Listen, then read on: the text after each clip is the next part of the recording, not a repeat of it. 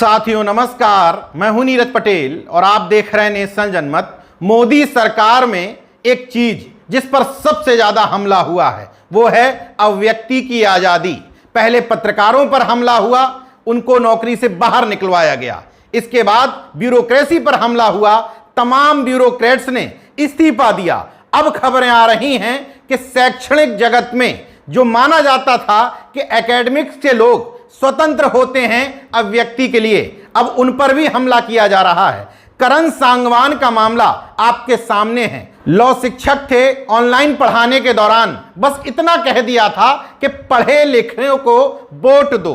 अब पढ़ा लिखा कहने से अंधभक्तों को कैसे लगा कि मोदी जी की डिग्री मांग रहे हैं, ये तो वो ही जाने। बहरहाल अनअकैडमी ने करण सांगवान को इस्तीफा देने पर मजबूर कर दिया। वो खबर पुरानी भी नहीं हो पाई थी कि एक और खबर आई। हरियाणा की प्रसिद्ध प्राइवेट यूनिवर्सिटी अशोका यूनिवर्सिटी से एक नहीं बल्कि दो प्रोफेसर्स को इस्तीफा देना पड़ा। वजह सिर्फ एक, रिसर्च पेपर।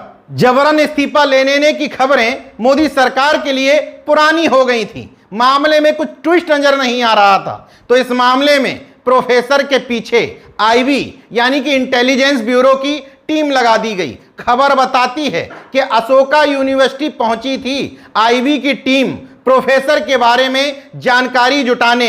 महज किस आधार पर? कुछ पेपर की कतरनें उसके पास थीं।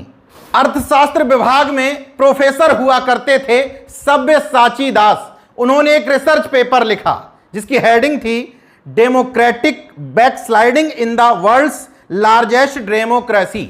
और अपनी इस रिसर्च में 2019 के चुनाव में हेरफेर होने की आशंका व्यक्त की थी। मतलब मोदी सरकार भारी महिमा मंडन के साथ, तामझाम के साथ इतनी सीटें जो लेकर के आई थी, उस पर एक प्रोफेसर की रिसर्च ने बट्टा लगाने का काम किया था।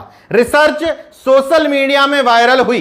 मोदी सरकार अपने खिलाफ एक शब्द नहीं सुनना चाहती, तो मजबूर कर दिया गया इस प्रोफेसर को भी इस्तीफा देने के लिए। अब दो तरह के बयान देखिए। अशोका यूनिवर्सिटी के वीसी राय चौधरी कहते हैं अशोका विश्वविद्यालय में संकाय के सदस्यों को अपने क्षेत्रों में पढ़ाने और शोध करने की पूरी स्वतंत्रता है।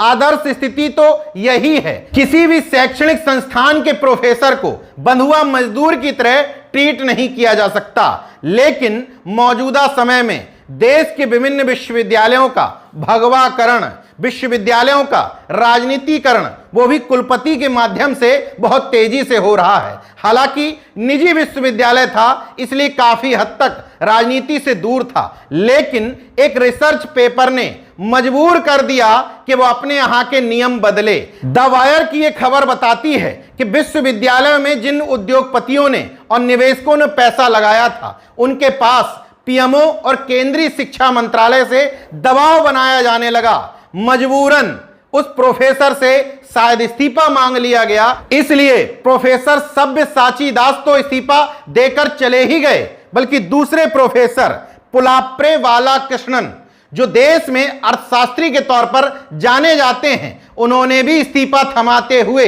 विश्वविद्यालय के कुलपति को यह सजेशन दिया कि अगर आप सब्यसाची दास को दोबारा बुलाते हैं तो मैं इस फैसले का स्वागत करूंगा। मगर हिम्मत कहां है कि दोबारा बुलाया जाए, क्योंकि ऐसा लगता है कि पीएमओ में एक टीम सिर्फ इसलिए बैठाल के रखी है कि कौन सा पत्रकार, कौन सा वकील, कौन सा प्रोफेसर, कौन सा सामाजिक कार्यकर्ता, कौन सा बुद्धिजीवी मोदी सरकार के कामकाज पर सवाल उठा रहा है, उससे इस्तीफा दिलवाओ या उस पर अंकुश लगवाओ।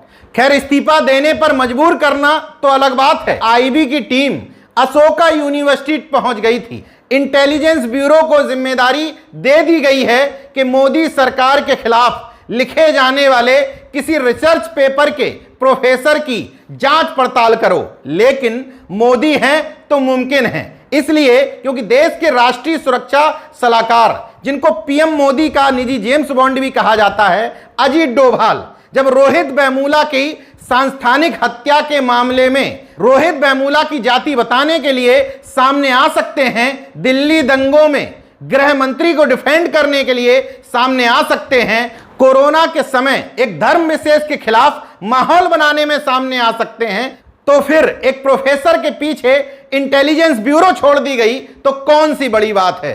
अभी तो यह शुरुआत है।